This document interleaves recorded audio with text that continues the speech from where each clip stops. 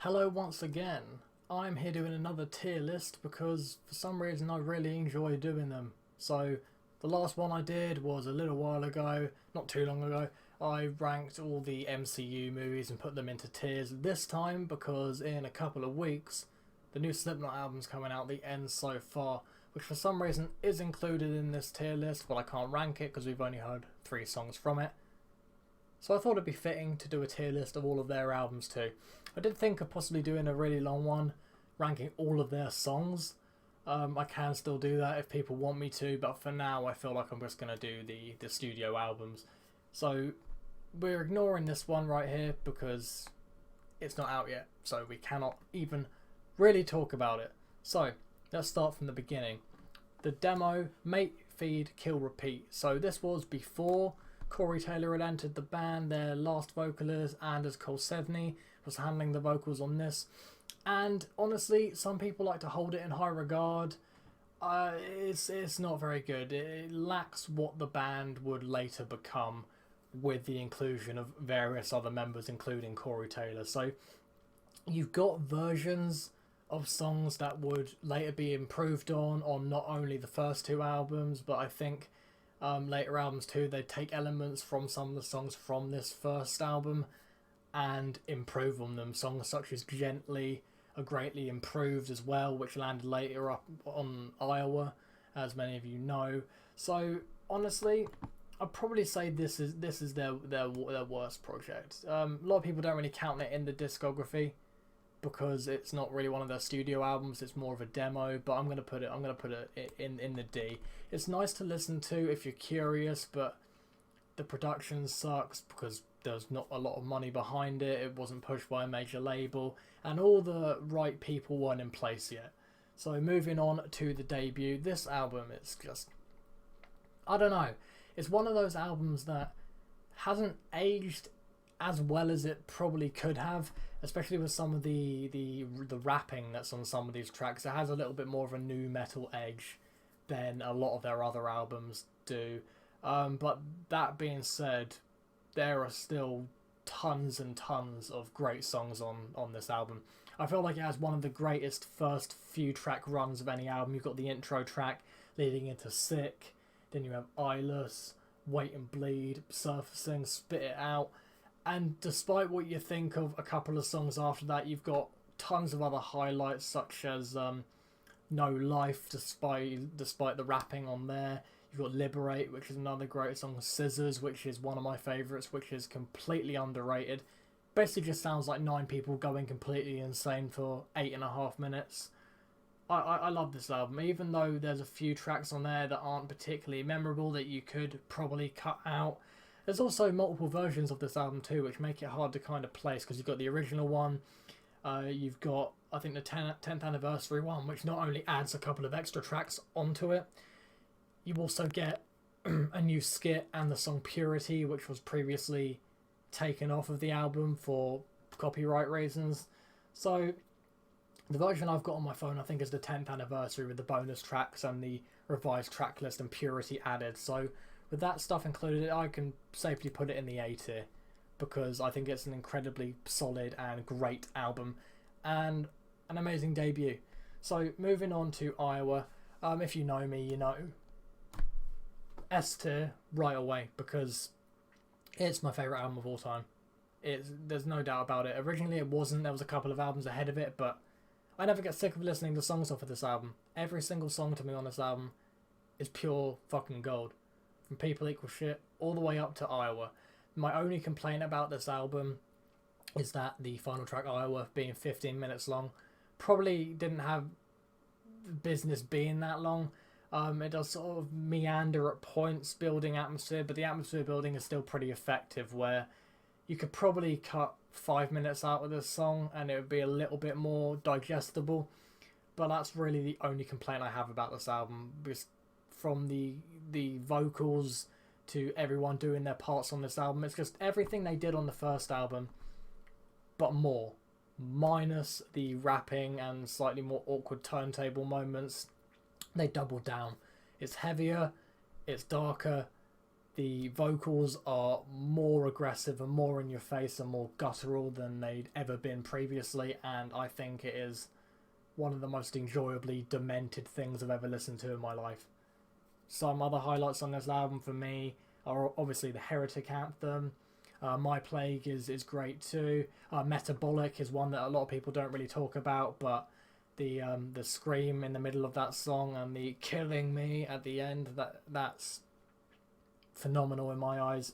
Just their best album. I don't think they'll ever top it. I know it's kind of a cliched thing to put this one at the top, but the amount of times I've listened to it and I still don't get bored of any of the songs on it is just remarkable.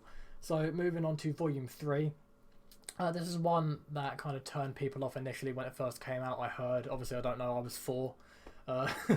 But the change in sound. So for those of you who don't know, Corey Taylor basically fucked his vocals doing the first 2 albums. He was drinking tons of Jack Daniels and basically the technique wasn't down. So he was basically just screaming at the top of his lungs with a little bit of distortion, and it affected his voice to the point where he basically had to learn to sing and scream again, which is very evident on this album because the screams are a lot more high-pitched rather than a guttural sort of, yeah, it's more of a, yeah, sort of thing.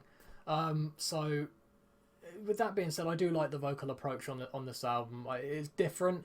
The album's not as heavy. It leans more towards being a hard rock album than a full-on metal album at points, but it does still have some of the biggest singles and best songs of the band's career on this album. You've got The Blister Exists, Opium for the People, obviously Duality, Vermilion Part 1 and 2. I like this album a lot.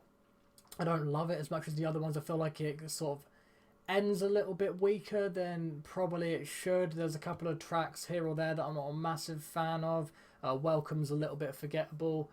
Pulse of the Maggots is one that I didn't appreciate much until very recently. I thought it was really cheesy and corny at first, but now I really enjoy it.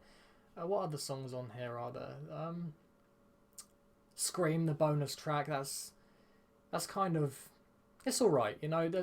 Most of the songs in this album are really solid, but there are a couple that bring it below the other 2 albums in my eyes, and I do kind of wish that the vocal delivery was still as intense, but given what Corey and the band were going through at the time, I feel like this is the best that they could have done at the time. So I'm gonna put it solidly in the B tier. I think that's a good place for it. And moving on to All Hope Is Gone. I've talked about this one briefly before. It is, besides Make Feed Kill Repeat, my least favourite album of theirs. Again, there are still tons of highlights on there. I just feel like there's more songs I dislike on this album than any of their other albums. It starts off well. Obviously, you've got the big singles. You've got Psychosocial and Sulphur. Dead Memories is one that I don't hate. I have to be in the mood for it. And then moving on from that, you've just got a couple of songs I'm not a fan of at all. Butcher's Hook, I think, is just boring and forgettable, and I feel the same about Vendetta too. Gehenna is one that's a tricky one for me because I do genuinely really like the song, but the chorus is just the same line over and over again, and it goes on for 7 minutes, the song. So I feel like if it was cut down a couple of minutes, it would be a much better song and held in a much higher regard. Snuff is one I really like too. The title track is okay.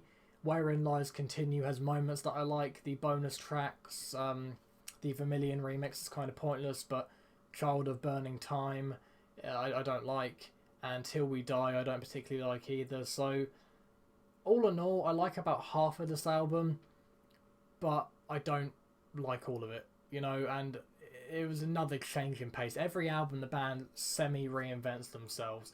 This album went for more of a groove metal approach, and Corey's vocals went back from the more high-pitched one to the more guttural one, but he wasn't doing any of his typical screams, as I like to call them. There was none of these on the album. There's a couple more high-pitched sort of yelps in the backgrounds occasionally, but you know, that's a big aspect for me. I feel like his scream is really satisfying, and this album vocally was lacking in a certain aspect. The songs weren't quite as memorable for me, so I like about half of it. I'll put it in the C tier. It's an okay album. The Grey Chapter, the next one, is an album that divides a lot of people. I think a lot of people either think this is their worst album or they think it's their best one. I'm in the middle. I personally really like a majority of the songs of this album. Corey's vocals do sound a lot more worn on this album. They're not quite as strong, but he is going back to a similar vocal delivery to to Iowa, I guess you could say. It's not quite as guttural, but the screams are back. There's a little bit more high pitched moments here or there, so it's sort of a mixture between Volume 3 and Iowa. So vocally there are a couple of underwhelming moments, but the songs on here I can't deny I like. The intro song I absolutely love. Sarcastrophe I think is a great song as well. Approaching Original Violence, you've got The Devil and I and Kill Pop. I'm not a big fan of Kill Pop, or what's the last track called? If Rain Is What You Want. There's a couple of others on here I'm not too keen of, like The One That Kills the Least, but the majority of the songs in this album I really like. Skeptic is great. Custer, they're playing in their set list at the moment too, and I feel like would have been right at home on one of the earlier albums. The Negative One is another great one in my eyes. I even like the bonus tracks, The Burden and Override. A lot of people don't really ever talk about those, and if they do, they're not particularly favourable towards them, but I like those songs quite a lot. This album has a special place in my heart. It's just, I don't know, I like it a lot more than a lot of people do. I don't think it's an amazing album, but I'm happy to put it around the same level as Volume 3 if my computer stops lagging. There we go, cool. Moving on to the most recent album, which came out in 2019, We Are Not Your Kind. This album, I feel like, is definitely their third best in my eyes. I feel like it was a good mixture of everything they've tried to do in recent years, and not only that, elements from Iowa and the self-titled as well. You've got tracks like Birth of the Cruel and Red Flag, which sound like they're sort of off of the first couple of albums.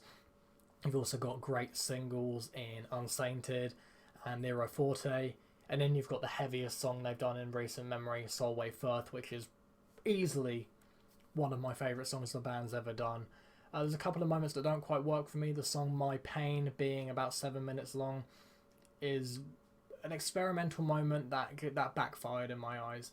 That song is probably the worst song in the band's catalogue, and the interludes I feel like go on for a bit too long. Not the interlude tracks, I feel like they're fine, they do what they're meant to do, but on the end of tracks like Critical Darling, there's like a minute lead out of just ambient noise that didn't really need to be there. I get why it's there, but I just feel like it slows the album down a little bit, but there are still tons of highlights on this album. Liar's Funeral, the way that song evolves and turns into what it becomes, is amazing. Spiders is better than it had any right being, given how different it is. It's just, I feel like an incredibly solid album, and you know what, I'm gonna put it in the A tier. I feel like the first album's better, but this album I think is their third best. There's tons of highlights on this album. Corey's screams are a lot more powerful than they were on the Grey Chapter, and from what we've heard of the newest album, The End So Far as well, it sounds like his screams are almost at times approaching Iowa levels of intensity. So I feel like he's finally figured out how to make it sound as good as it once did. And Solway Firth approaches that. There's moments on Solway Firth which are, okay, this is the heaviest the band and Corey have sounded in a very long time. So this is my Slipknot tier list. I'm really looking forward to this album here that we can't place because it's not out yet. But oh, I didn't mean to put that in there. Whoops. That was an accident. But I'm looking forward to it. The singles that we've heard so far, I've enjoyed for the most part. The Dying song I really like. Yen I really like. Chapeltown Rag I think is decent. So 2 out of 3 of the singles I really like. The album comes out in a couple of weeks. Well, about 3 weeks from now. But here we go. Hope you enjoyed. See you guys next time. Goodbye.